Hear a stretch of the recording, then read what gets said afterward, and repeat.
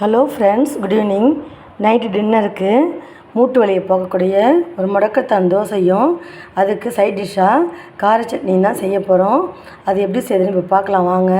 கார சட்னிக்கு தேவையான பொருட்கள்: ஒரு 4 மீடியம் சைஸ் தக்காளி, ஒரு 6 வரமிளகா, ஒரு கொட்டை புளி, 6 பல் பூண்டு, தேவையான அளவு உப்பு போட்டு இந்த சட்னி அரைச்சி தாளிச்சிக்கலாம்.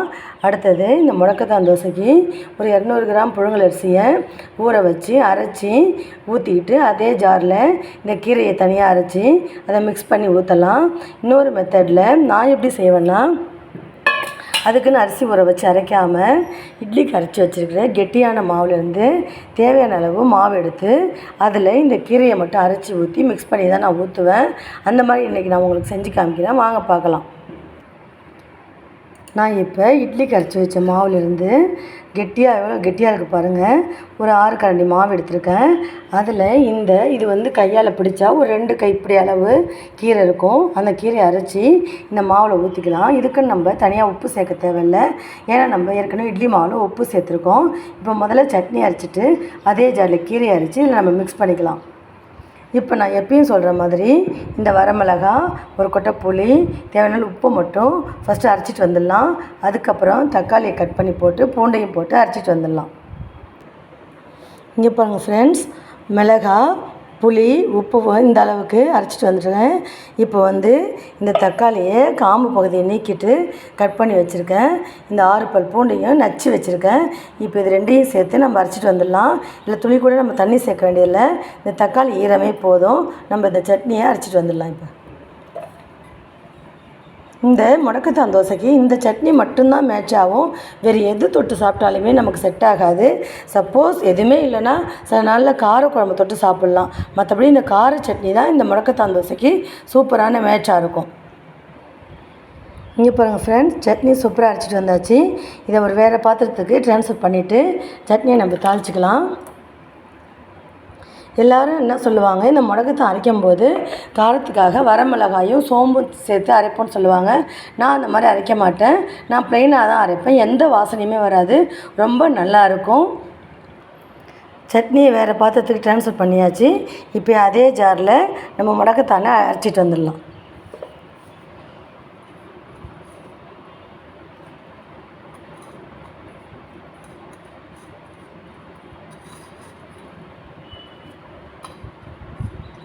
பாப்பா 2-3 நாளாகவே க்ரீன் தோசை செய்யுங்கம்மான்னு கேட்டுகிட்டே இருந்தால் என்னால் செய்ய முடியல. சரி, இன்றைக்கி செஞ்சிடலாம் தான் செஞ்சேன். நான் எப்போதுமே வீக்கெண்ட்ஸில் முடக்கத்தான் தோசை செஞ்சுடுவேன். டெய்லி பஸ்ஸில் வேலைக்கு போய்ட்டு வரதுனால எனக்குமே இப்போ முழங்கால் வலியெல்லாம் அதிகமாக இருக்குது. கரெக்ஷன் பண்ணுறதுனால, நோட்லாம் கரெக்ஷன் பண்ணுறதுனால இந்த முட்டி எனக்கு வலிக்கும் விரலெல்லாம். அப்போ அடிக்கடி நெட்டி முடிச்சிட்டே இருப்பேன். இந்த மாதிரி நான் செஞ்சு சாப்பிடும்போது உடனடியாக எனக்கு நிவாரணம் தெரியும். இப்போ இருக்கிற பசங்களுக்கெல்லாம் இப்போயே முட்டி வலிக்குதுன்னு சொல்கிறாங்க. ஏன்னா அவங்க ஸ்கூலில் 3rd ஃப்ளோர் 4th ஃப்ளோர்லாம் படிக்கட்டு ஏறி போகிறாங்க, அதனால் கால் வலிக்குதுன்னு சொல்கிறாங்க. இந்த மாதிரி செஞ்சு சாப்பிட்டா உடனடியாக எனக்கு நிவாரணம் கிடைக்கும். நீங்களும் அந்த மாதிரி செஞ்சு பாருங்கள்.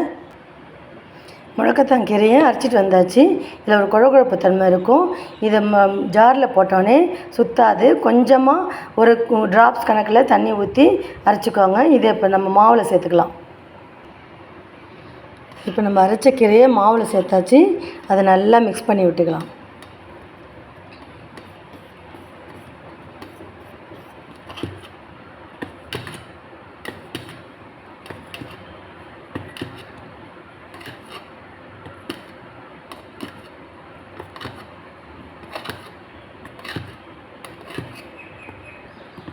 எனக்கு லேசாக முட்டி வலி ஆரம்பித்தாலே நான் இந்த மாதிரி முடக்கத்தான் தோசை செஞ்சு ஒரு 2 தோசை சாப்பிட்ருவேன்.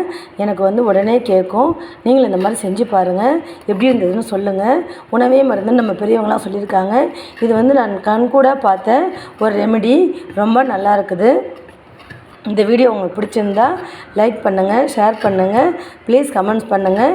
இது ஃபஸ்ட்டு என் சேனலில் பார்க்குறவங்களா இருந்தால் சப்ஸ்கிரைப் பண்ணிவிட்டு பாருங்கள்.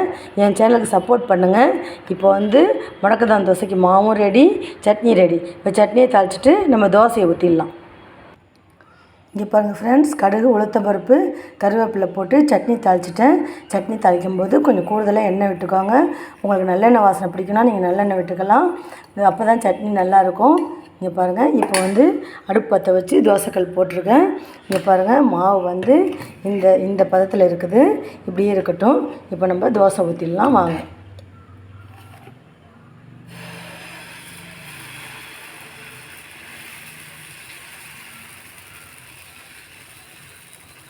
நல்லா எவ்வளோ வேணாலும் மெலிசாக வரும்.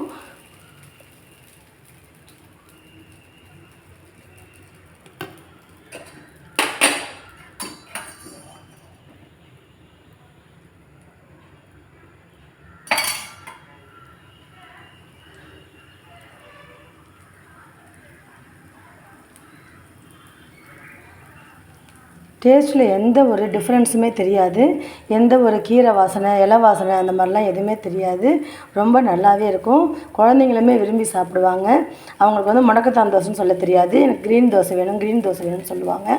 இது வந்து ஒரு கை கண்ட பலன் அப்படின்னு சொல்லுவாங்கள்ல, அந்த மாதிரி தான் எனக்கு தெரியுது. நீங்களும் இந்த மாதிரி செஞ்சு பாருங்கள்.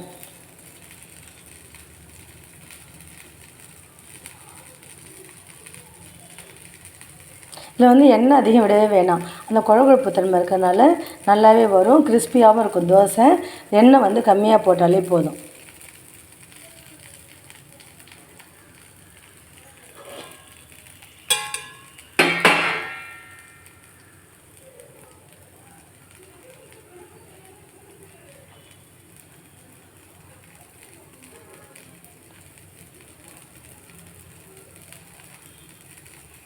இதே மாதிரி முடக்கத்தான் கீரையை வச்சு ஒரு காரக்குழம்பு செய்யலாம். அதை நான் வந்து இன்னொரு வீடியோவில் உங்களுக்கு காமிக்கிறேன். அதுக்குமே எண்ணெய் செலவாகாது. ரொம்ப அப்படியே எண்ணெய் மிதக்கிற மாதிரி இருக்கும் அந்த காரக்குழம்பு. அப்படியே நம்ம ட்ரை பண்ணி நம்ம எடுத்துக்கலாம்.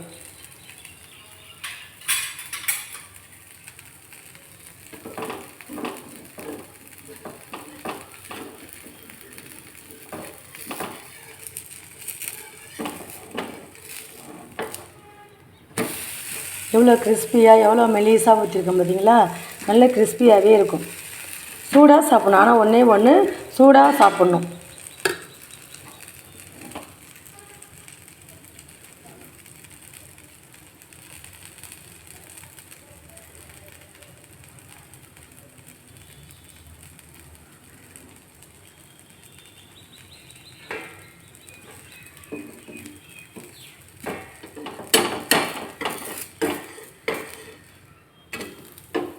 இங்கே பாருங்கள் ஃப்ரெண்ட்ஸ்,